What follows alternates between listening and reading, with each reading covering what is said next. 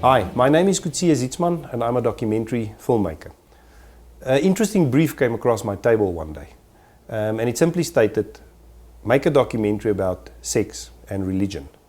I thought, let's look at sex, sin and God, and decided to call it Sex, Sin and God. I grew up in a small Eastern Free State town, very conservative community, conservative church, and my early recollection of sex and where it fits in is that sex is always a sin, except if it's between two consenting adults, married adults, and to make children. When I moved to Johannesburg, obviously, you're confronted with different things and you realize that sex is a very integral part of our lives. And now you have to start thinking, what do you teach your children about sex? Obviously, you can't teach them that all sex is a sin. So we had to find a different way. And my first stop was to find somebody in the sex industry, a stripper. Her name is Ava.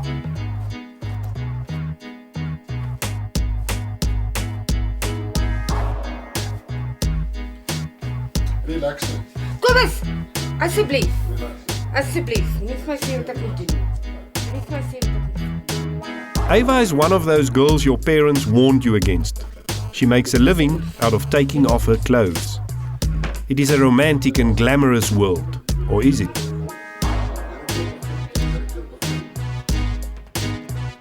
Ava is also just a housewife and a mother trying to earn an income to support her family. Kobus is her husband and he chose not to appear in our film. Nee.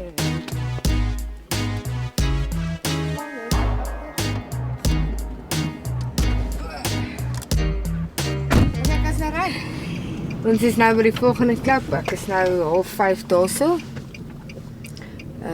Dit sal 'n vinnige enetjie wees en dan gaan ons weer op die pad val.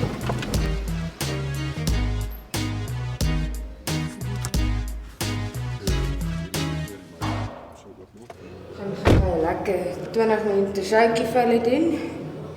Mense is baie opgewonde daaroor. In die show doen ek baie goed. Wat gebruik mense op stage. Maak bietjie hulle naam toffie.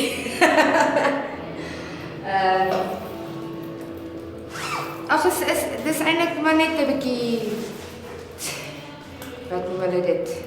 Entertainment. Wat verkoop jy? Wat verkoop ek? Ja. My life. And that is not something good church-going people want to hear. Your body is the temple of God and should not be for sale. Isak Du Plessis is a former Dutch Reformed minister and feels he can therefore speak freely on the topic. Is dit wat sy dan doen verkeerd? Of kan dit op een of ander binne die Christelike of ander godsdienstige tradisies, ja. Want sy openbaar haar lyflikheid aan meer as een oog. Aan meer as een paar oë. En daai is die reël. En daai is die reël.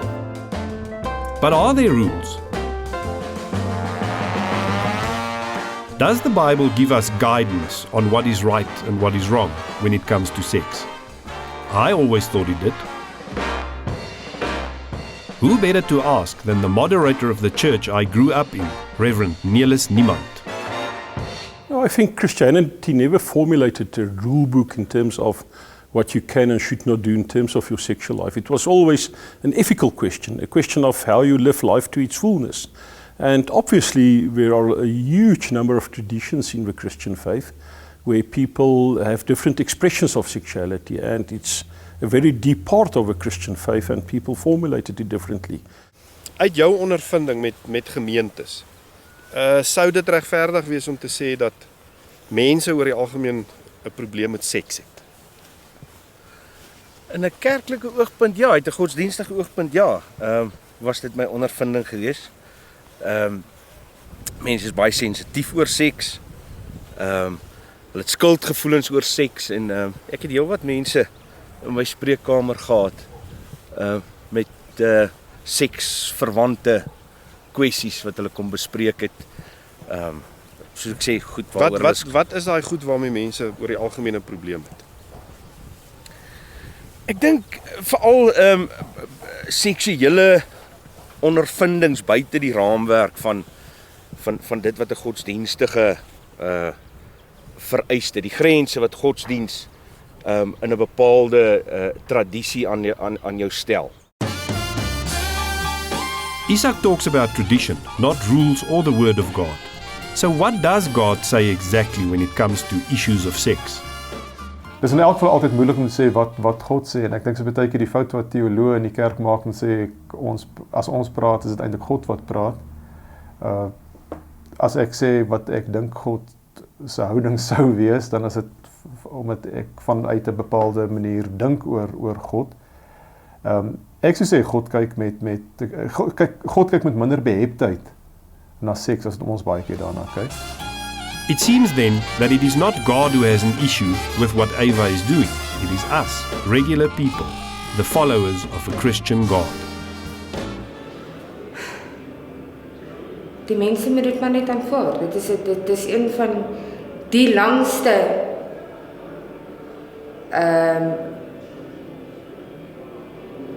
wat is 'n mooi woord om te sê? Wat is dit? Beroepe, daar ja. Dit is een van die langste beroepe wat daar is van Bybeltyd af tot nou toe. Wat seker nooit sal doodgaan nie. Sien julle nou?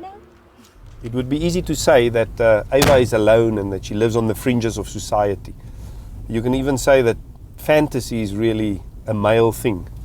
But Annelies Erasmus knows different. She lives in Pretoria and she writes Afrikaans erotic novels. Daar's party mense wat gedink het dit is way out om net te dink aan 'n threesome of net te dink aan 'n lesbiese toneel te fantaseer of selfs met speelgoed te speel. So daar selfs die wat vir my basiese goed is wat daagliks met baie mense gebeur, sal vir party vrouens al way out fantasie wees. Maar dan die fantasie het verskillende grade. Daar is selfs wat te doen het met BDSM of dominasie. This information kind of confirmed what I always suspected. The issue of sex is not clear-cut. And what was interesting to me is that the church that taught me what was right and what was wrong seemed to have made a complete U-turn as far as the issue of sex is concerned.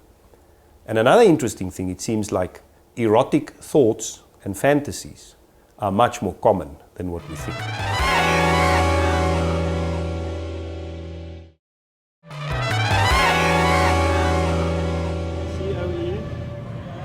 So my investigation into sex and God leaves me with more questions than answers. You know, where do you draw the line? When is something God? When is it sex?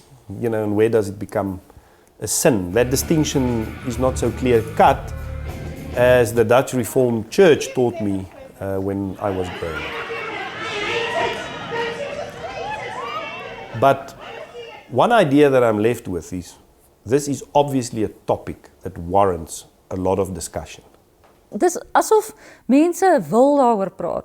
Daar's baie vrouens wat dankbaar was, of vir my, ek het baie briewe gekry, veral na die eerste een spesifiek, want hy is meer algemeen, kan ek maar sê, algemene fantasie, algemene gewone huisvrou wat die dinge dink en oorkom.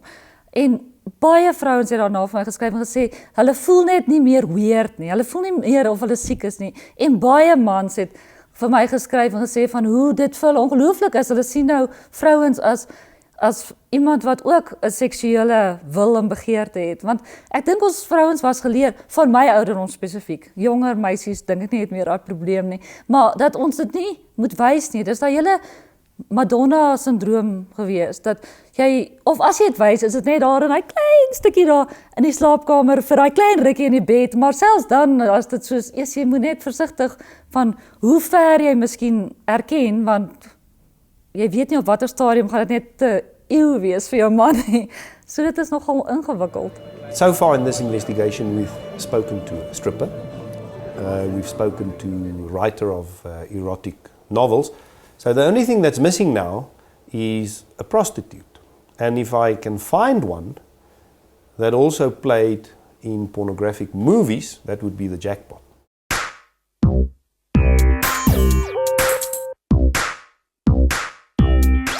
Well, I did, and her name is Elsie Swart. Ek love om te klap. Ek love om mans te tease. Ek love om op te dress. Ek love om my te trek. So dis wie ek is. Op die oomblik drink ek antibiotika want ek my tand is uitgehaal. En dan is my vitamiene en maar ek gebruik steroids ook. En dit is vir die gym. En ek weet nie of jy dit gaan moet edit nie, maar dit is ook 'n man is 'n vrou het 1 testosteron teen 10 van 'n man. Okay. So as ek steroids in my liggaam sit ek vals testosteron in. En mans is baie visueel en seksueel en baie aggressief en wil almal slaan gewoonlik, meeste mans is so. Dit maak meer dat jy tussen 'n man optree, jy's sterker, jy's meer visueel. Nou kom sy dit wil doen. Is mos lekker om julle te verstaan. En hier is my koppelletjie. Ek weet nie waar dit vandaan kom nie. Kyk, ek was 'n wille girl op skool gewees en toe het ek rustig geraak en 'n kerkmeisie geword. En kerk sê mos jy doen nie dit nie, jy doen nie dit nie. So jy gaan nou maar volgens die reëls en goeders, maar weet jy wat? Jy kan nog steeds die Here lief hê. Jy kan nog steeds bid. Die Here beskerm jou nog steeds elke dag. Al doen jy wat en ja, jy moet nou net nie te ekstreem gaan nie, maar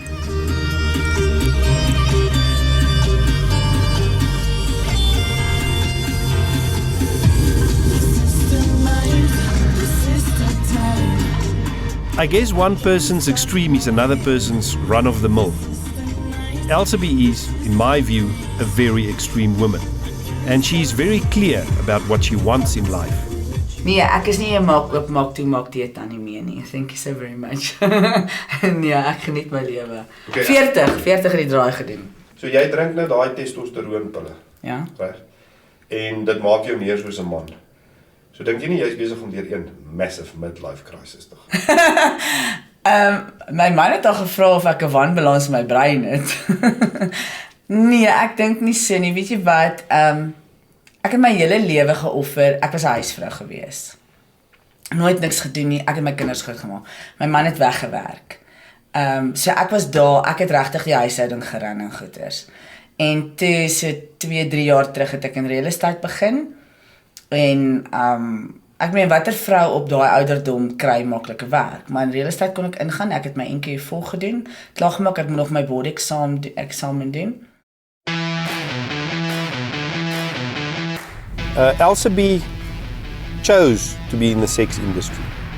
And it's not a choice that most of us would make because it doesn't seem like the sex industry is a legitimate career choice. You know, but what do we talk about when we talk about sex? The word sex, what does it mean and what role does it play in our relationships? Johan Lemmer studied the topic intensively. So let's ask him. Seks word deur die samelewing meestal gesien as penetrasie, of een of ander seksuele omgang of seksuele verkeer, seksuele dade. Seksualiteit is 'n baie wye begrip en die doel van seksualiteit is veral 3 dinge. Die eerste is om voort te plant. Sonder seks sou niemand vir ons hier gewees het nie. Ek weet mense wil dit nie hoor nie, maar jy is hier omdat jy ouers seks gehad het. Dis hoe jy bestaan. So seksualiteit vir prokreasie, vir voortplanting. Dis belangrik. Die tweede ding is, seksualiteit is 'n wonderlike sement, binding tussen man en vrou. Of tussen 2 koppels wat mekaar lief het. Maak nie saak of dit noodwendig man of vrou is nie, ons leef in 'n moderne samelewing waar dit tussen 2 persone kan wees. Maar dit is 'n verhouding, 'n relasie. En in die derde plek is seksualiteit ook rekreasie. So daar eers, as ons dit nou in die konteks van seks, sin en God sien. So seks was fyn en toe eers het dit 'n sonde geraak. Dis reg, ja. Hoekom? Waar het dit 'n sonde geraak en hoekom dink jy dit? Die grootste ding is in die geskiedenis het dit by Augustinus begin. Augustinus het self met seksuele probleme geworstel in sy persoonlike lewe en hy het dit 'n godsdiens issue gemaak. It might be, that in certain traditions people, read these works in such a way, but in the tradition I stand in, it's not that way. So if you ask me right now, what are the so-called rules of St. Augustine, I quite frankly will not be able to recite them to you. So obviously it doesn't play a role in my life. Ek gaan nou maar net daar so aankom, ek gaan so 7 uur op die vloer moet wees en dan gaan ek maar 'n outfit aantrek en saam met die customers kuier en ja, dan wat hulle ook al wil doen, as hulle table dance wil doen, dan doen ons 'n table dance, as hulle 'n cubicle dance wil doen, dan doen ons dit daar, of ons doen 'n touch dance. So dan van die customer af. Ons is daar om die customers te please en ag dit hang af. As die geld reg is, kan 'n mens seker maar meer doen, maar dit gebeur nie sonder dat die ouens daar wil geld spandeer nie. So jy maak maar meeste van jou geld op die vloer. What Elsabe is not telling us is that services at clubs like this one often go far beyond just a dance in a cubicle. But Elsabe seems to have made peace with that. She has shifted the boundaries of what she feels is acceptable. Many of us have not. As jy 'n bepaalde prentjie het van seks soos wat dit deur jou godsdienstige tradisie voorgeskryf word en jy beweeg buite daai raamwerk. Kom ons sê 'n seksuele verhouding buite die huwelik. Word dit beskou as 'n val, as 'n sonde, as iets wat jou tot 'n val gebring het. En dit kan jy mos maar in die algemeen sien, dis eintlik nie net in die kerklike wêreld, dwars deur die wêreld kan jy sien dat seks word 'n skandaal wanneer dit geopenbaar word. Nee, ek dink daar was baie repressie geweest en ek dink mense het baie die wetenskappe soos die sielkunde en die sosiologie het mense baie gehelp om te verstaan dat daar geweldige skade ook aan mense gedoen is en als. Maar onthou dit was heeltemal 'n ander samelewing geweest. Dit was nie asof dit 'n samelewing soos vandag se samelewing was en dat die kerk toe 'n bepaalde benadering gehad het. Die hele samelewing was rondom seksualiteit en sulke goed baie meer repressief, baie meer behoudend. It now seems that this whole issue about sex being a sin had more to do with a conservative society than it had anything to do with the church. But that's not how I remember it. I remember the church sending very strong signals about sex, and mostly it was that sex is wrong. Or maybe I just misunderstood the whole thing.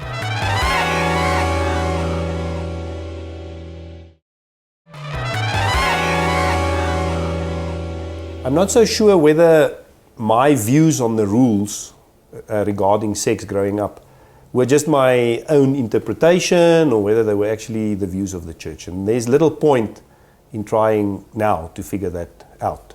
But one thing I do know is that there were a lot of rules. And if so many people find it impossible to stick to those rules, then maybe those rules were just a little bit too strict. Dink jy laat die reëls realisties is? As daar so baie mense is wat val, dink jy die reëls is nog realisties? Ja, daar's 'n klomp goed wat jy gaan moet antwoord voordat jy sommer net kan sê ja, die reëls is realisties of nie realisties nie. Want die reëls het gekom vanuit verskillende gemeenskappe, verskillende tye, verskillende geslagte. En lyk vir my interpretasie daarvan is die reëls is so op mekaar gestapel. Ek dink dat daar was 'n tydperk gewees, dink ek nou, spesifiek kom ons sê maar in die kerklike agtergrond waaruit ek kom, waar daar 'n sekere stroom was van mense wat baie sterk moralisties, wetties gewerk en sê daar's voorskrifte vir elke situasie en jy mag nie dit nie, jy moet nie dit nie. En partykeer was dit tot in die belaglike detail ingewees. Ek dink daar's vandag nog sulke mense. Ek dink minder as wat daar dalk in die verlede was. Maar ek dink die manier van dink het baie geskuif weg van reëls en regulasies en meer in die rigting van basiese beginsels vir gesonde menswees, vir 'n gesonde uitleef van wat ook al alles deel van jou menswees is. En kom ons begin by iets soos 'n Ou Testamentiese gemeenskap. Daar's natuurlik baie ander antieke gemeenskappe. Ek ken nou die Ou Testamentiese gemeenskap omdat ek nou daarmee gewerk het vir 'n lang tyd. Was daar bepaalde reëls rondom seks, maar dit het alles oor besit gegaan.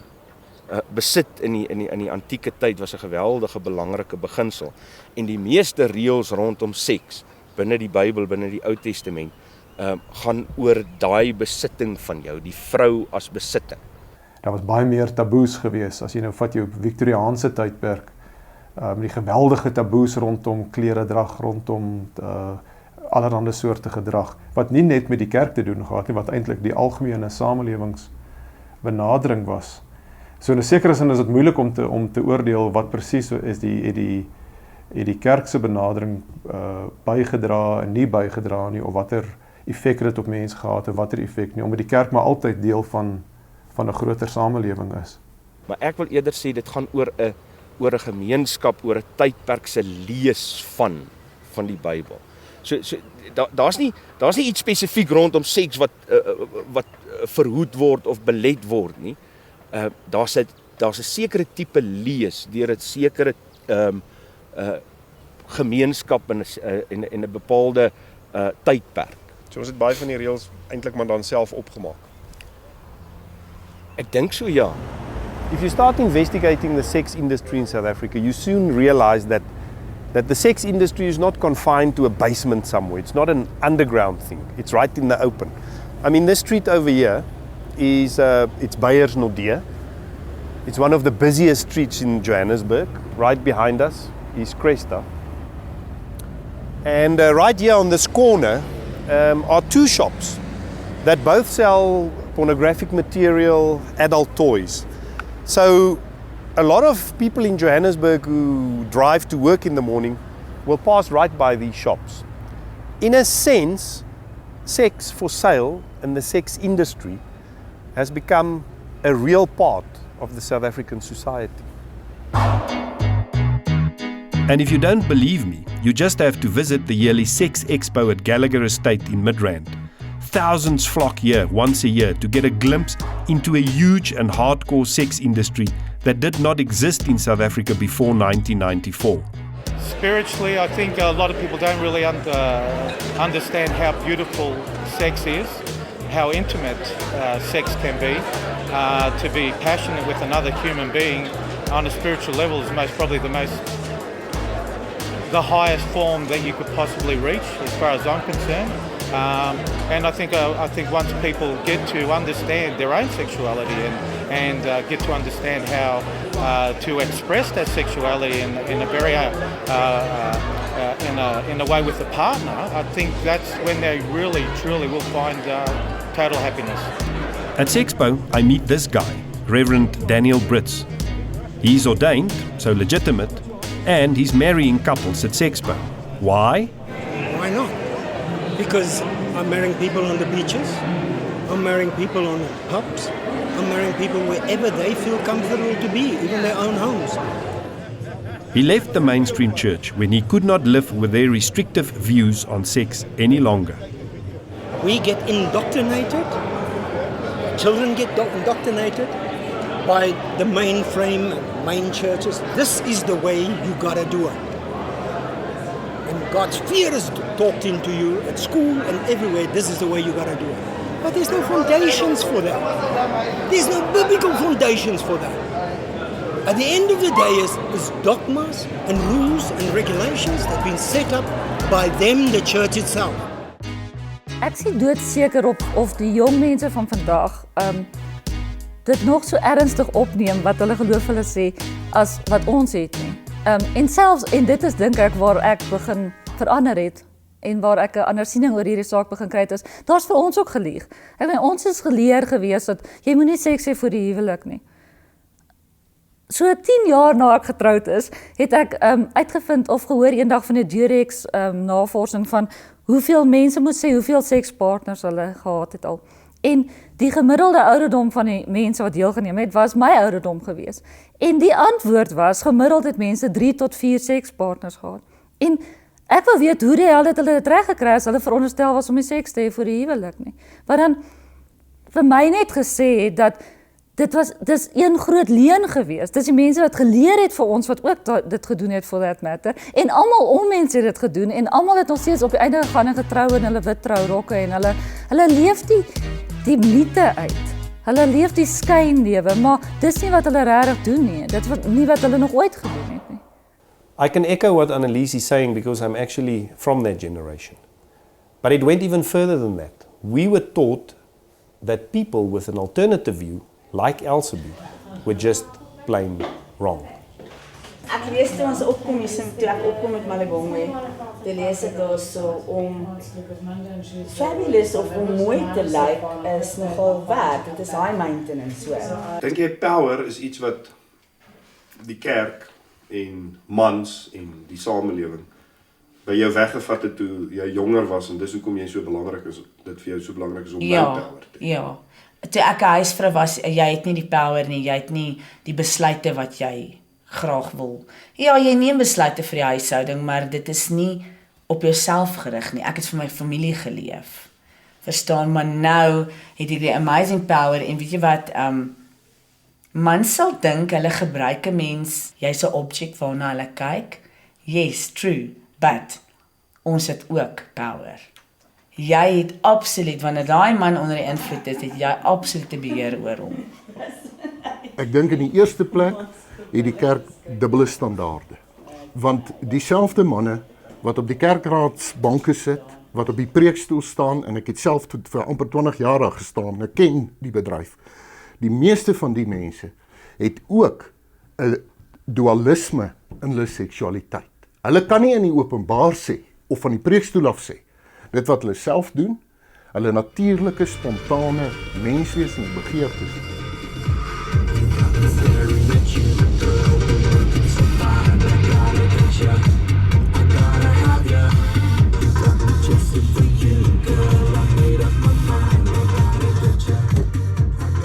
Ja, dit is miskien in party mense se oë nie heeltemal reg wat ek doen nie, maar dit maak my nie minder 'n mens nie. Ek is nie 'n mens nie. Ek is nog steeds 'n human being met 'n vleishart, met 'n gevoel, met 'n gewete.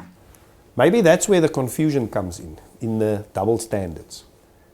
If you think about it, who are we to tell Ava and Elsabie that what they are doing is wrong?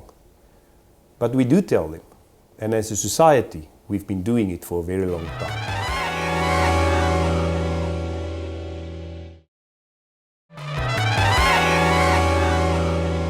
I know we've been ranting and raving about the church's rules a lot, but actually, they might have a point. If you look at the sex industry, it's not a benign thing. It's not a romantic world where strippers and prostitutes put themselves through university with the proceeds of what they're doing.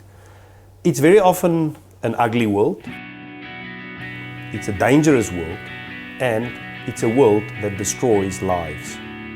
Skoolklere reg kry nie en dit was nou die gesoekere. Ava have admitted to me that her job has taken a toll.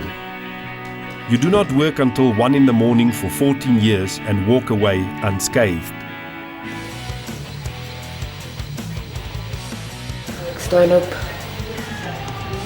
vat skool toe, kom terug, lê op die bank, kyk my program, Express, en so met die tyd daar raak ek weer in die slaap, net vir 'n uur of so. Net om oor 'n hele moegheid te kom. Ek weet ek begin by Coyotes vandag. Ek sal moet kyk. Wat is dit? Dis besig tot 1:19 môreoggend. 12:00. Ja, jou laaste een is 12:00. Ava's routine includes stopping at a local pharmacy daily to get tonics and painkillers. They help her cope with the day ahead.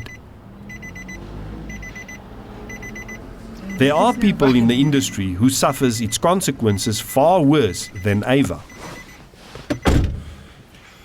I was asked if I would produce a pornographic film. And at that point, I did it because I needed the money. The movie did pretty well. It was the very first Afrikaans pornographic film ever produced. It did well in sales, so you know, I thought, let me try another one and another one. So yes, I produced a couple of them, but Ekskuus, kan ons net I'm really going to go into detail how it destroyed me, if it's okay. Yes. Okay. So I'll just pick up. So I did produce a couple of these films, and the way it influenced me personally, firstly, within a matter of 2 to 3 months, I became a drug addict. I became a full-on drug addict. I was hooked to cocaine and whatever else I could find at that point, thereby ruining my whole life financially. Where my life went after that wasn't good. Weet jy, as ek 'n show doen, dan sluit ek my heeltemal af van die mense af en van almal af. Om dit te kan doen ook. Dis baie moeilik aan die begin. Mens raak gewoond daaraan. Ek meen, ek doen dit nou al vir 16 jaar hierdie jaar. Aan die begin was dit vir my baie moeilik. Want ek was maar 'n ou skaam teruggetrokke dogtertjie gewees. En ja, jy raak gewoond daaraan. Maar nog met elke show wat ek doen, ek sluit my af. 'n bachelor show is natuurlik baie anders as klapshows. Klapshows gee ek nie om nie, ek doen wat ek moet doen. Bachelor shows moet jy 'n bietjie aandag gee aan die bachelor. Dis nie 'n kwessie van jy gaan nou iets doen met hom nie. Jy gaan net sy naam bietjie gat maak voor sy pelle. Daar's nou nie seksuele guns nee, nee, glad nie. I think it's the way we were raised in South Africa. I think it's because South Africans are very conservative by nature. We're a conservative country. I mean, these things are taboo. They don't get talked about, and that in all communities, all races, it's frowned upon. So to do something like this, you know what you're doing is not right. At the end of the day, it's not and I think the thing that weighs upon the heaviest thing that at the end of the day for them it's their conscience, and it's them knowing that what they're doing, people are going to frown and say, what the hell were you thinking doing this? I know, I've been there. My plan to follow Ava took me to some very unexpected places. Club Rome is such a place. It's a swingers club. In swinging, consenting adults agree to swap sex partners. Ava dances at one of these clubs.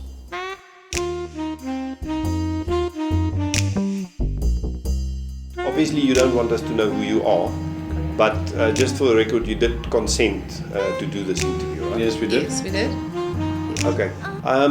Just explain to us very briefly why we can't know who you are. In other words, you made a lifestyle choice. Talk to us about that lifestyle choice a little bit. Well, basically, we've got normal corporate careers, and with other people not, you get many different types of people in the world, and many people don't find this a very, they look down upon this type of lifestyle. And it does affect our careers in the long term, and it's also something that you don't want your parents really finding out about. And mine are still alive. But the lifestyle we're talking about is swinging. Swinging, yes. Our swinging lifestyle.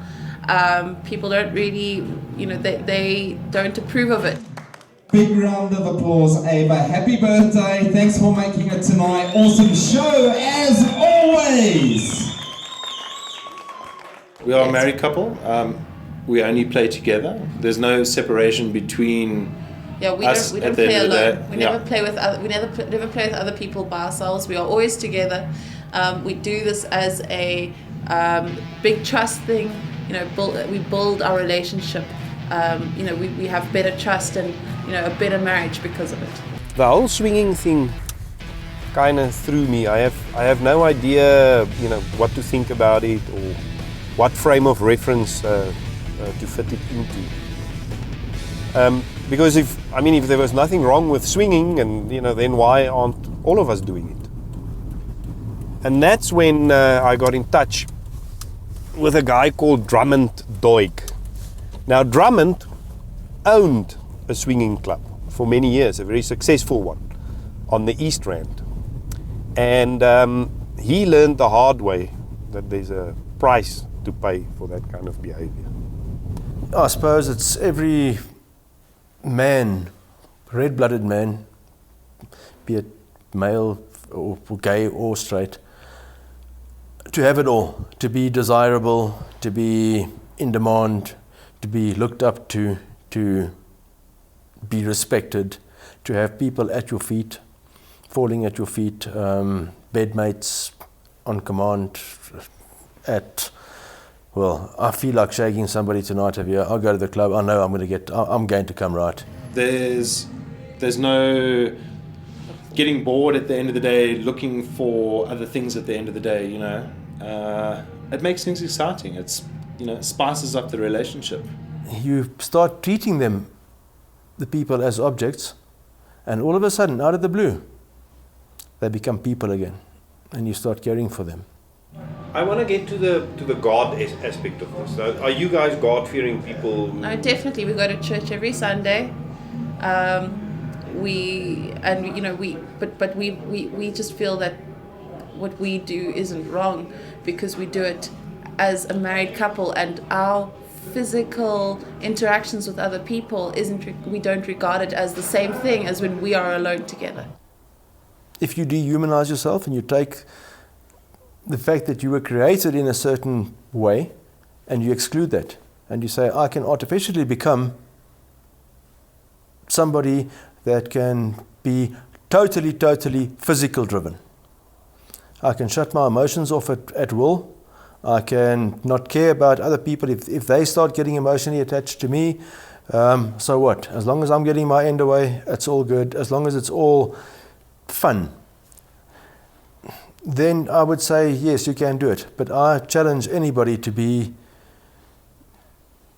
non-human, because then you might as well become a vibrator.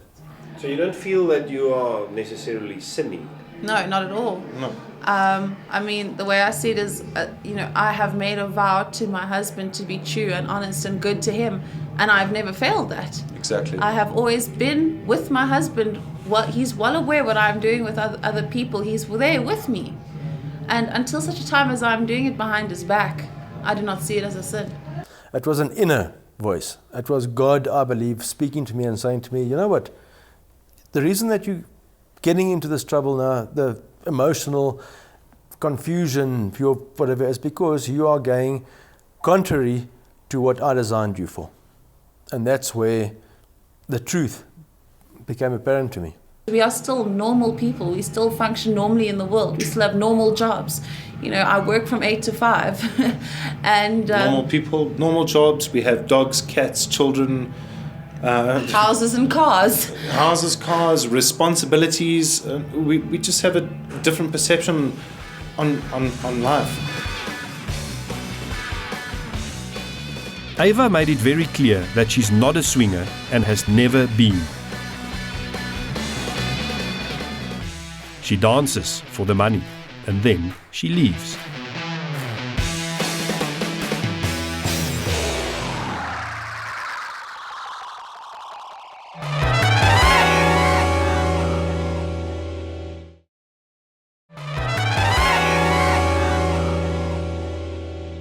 We can speculate about the sex industry and why people get involved in it. But one thing that's clear is if you have to make a career decision, the sex industry wouldn't necessarily be your first choice. Ava is a good example because she got involved in it by accident.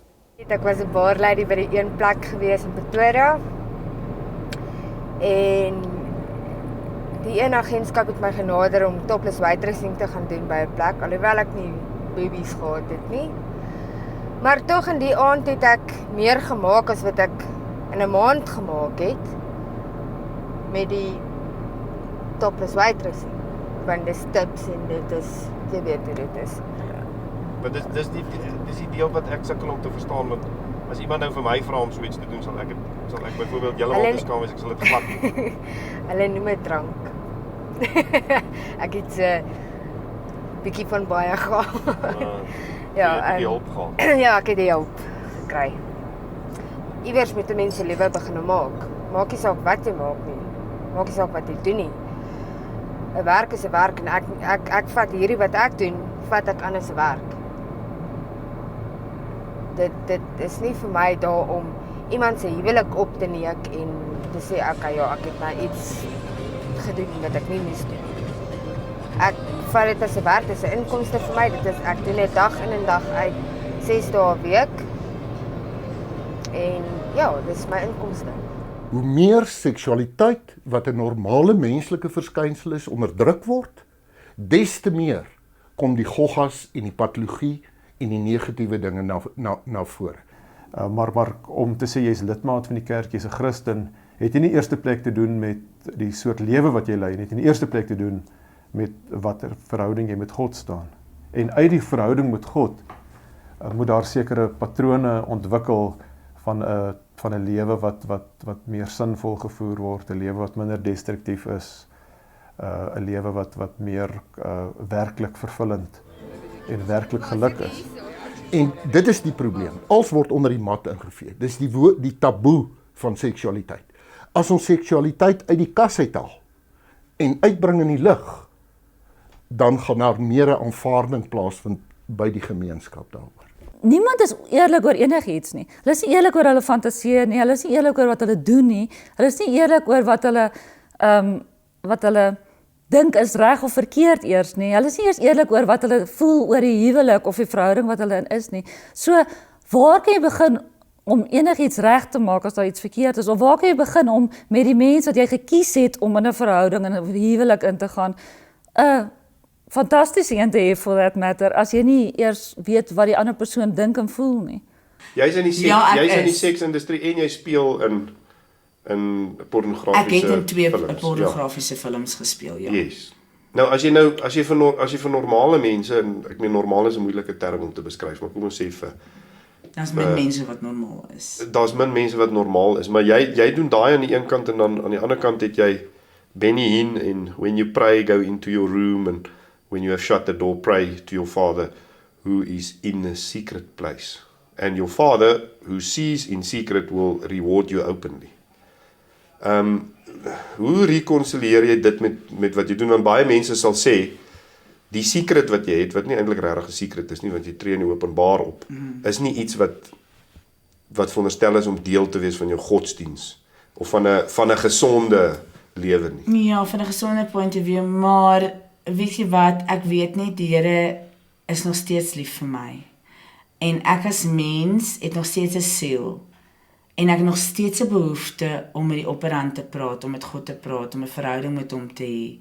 Ja, my verhouding is nie soos hierdie amazing man, Pastoor Benin. My verhouding is nie dieselfde met die Here as syne nie, maar hy is in 'n heeltemal anderste posisie as ek. Op hierdie oomblik doen ek hierdie werk want dit is vir my inkomste. Ja, ek geniet dit. Ja, ek, soos jy gesê het, ek is dalk in 'n midlife crisis, ek gaan deur dit. Ek gaan nie hierdie werk vir ewig kan doen nie. Maar nog steeds maak dit my nie, laat ek nie 'n siel het nie, laat ek nie 'n gees het nie. En ek het nog steeds behoefte om met die Here te praat. Kyk, daar's 'n teenstelling, amper 'n gekke teenstelling tussen hierdie goeders, want dit is baie duidelik dat en uit my ondervinding uit dat Christenmense ook maar seksuele mense is. Al probeer hulle dit ontken en al probeer hulle dit wegsteek. Maar of die antwoord tot 'n meer gematigde houding rondom seks in die liberale aanwending daarvan kom, dis moeilik om te sê, want of jy nou 'n gelowige of van watter tradisie ook al kom, of jy nou buite die geloof staan, seks het nog steeds 'n emosionele impak. Waar kom ons morele kompas, die God deel van die dokumentêr? Waar kom dit in en waar dit vir ons sê, goed, van die jeug is dit nou verkeerd? Ja. Ek dink die groot norm en riglyn is wanneer dit skadelik vir jouself is, individueel en kollektief skadelik is. Nou dis baie makliker om individuele skade te bepaal. Dis baie moeilik om kollektiewe skade te bepaal. En die probleem is, ons sit met sogenaamde sedebewakers wat wil die samelewing beskerm. En mens moet so oppas, dis die balans tussen die regte van die individu en die regte van die samelewing. Ek dink nie prostitusie is 'n soort beroepskeuse wat iemand uitoefen om te sê ek gaan my vervulling daarin soek nie. En in daai sin dink ek sal die kerk altyd sê, maar as mense in situasies land wat eintlik nie lewensvervullend is nie, moet mense eintlik gehelp word om nie in daai situasies te land nie, en behoort die samelewingsstrukture ook so te wees dat mense opgevang kan word voordat hulle in iets soos prostitusie beland. Maar ek sal baie verbaas wees as jy byvoorbeeld in jou menswetenskappe by die sielkundiges en by sosioloë en by teoloë by die punt gaan kom dat iets soos prostitusie is eintlik maar 'n gewone deel van 'n samelewing.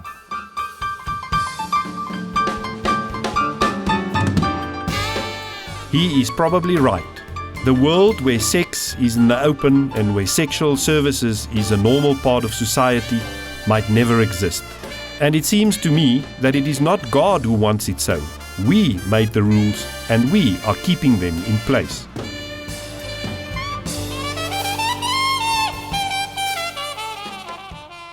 But it does seem a little unfair that people like Donovan, Elsaby and Ava have to bear the brunt of our secrets and sins. Is that not perhaps the biggest sin when it comes to sex? Ons lees ons Bybel, ons bid elke aand as 'n familie saam. Ons gaan wel nie kerk toe nie, maar ek glo nog steeds in God. Daar is nie 'n ding van ek is nou 'n satanis omrede ek nou doen wat ek doen nie. Ek glo aan my Here daarbo. En my kinders doen en my man doen.